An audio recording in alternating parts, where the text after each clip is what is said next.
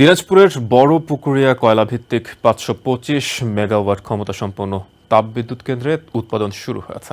৩ দিন বন্ধ থাকার পর মেরামত শেষে বৃহস্পতিবার থেকে ১ নম্বর ইউনিট থেকে বিদ্যুৎ উৎপাদন শুরু হয়। ইউনিটটি ১২৫ মেগাওয়াট ক্ষমতাসম্পন্ন হলেও তা থেকে প্রতিদিন ৬০ থেকে ৬৫ মেগাওয়াট বিদ্যুৎ উৎপাদন হয়, যা জাতীয় গ্রিডে যোগ হচ্ছে। বিদ্যুৎ কেন্দ্রটির উৎপাদন কার্যক্রম পরিচালনা করে চায়না ঠিকাদারি প্রতিষ্ঠান হারবিন ইন্টারন্যাশনাল। ৫ বছরের চুক্তি মোতাবেক আগামী বছর তাদের মেয়াদ শেষ হবে। চুক্তি অনুযায়ী কেন্দ্রটির উৎপাদন সচল রাখতে ছোট ধরনের মেরামত ও যন্ত্রাংশ সরবরাহের কথা থাকলেও তার কিছুই করেনি ঠিকাদারি প্রতিষ্ঠানটি। বিদ্যুৎ কেন্দ্রটিতে বারবার ত্রুটি দেখা দিলেও সঠিকভাবে মেরামত না করায় উৎপাদন কাজ ব্যাহত হচ্ছে।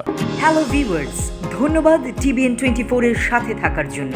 এমন আরও অনেক ভিডিও আর সর্বশেষ আপডেট পেতে সাবস্ক্রাইব করুন আমাদের ইউটিউব চ্যানেল TBN24 এ।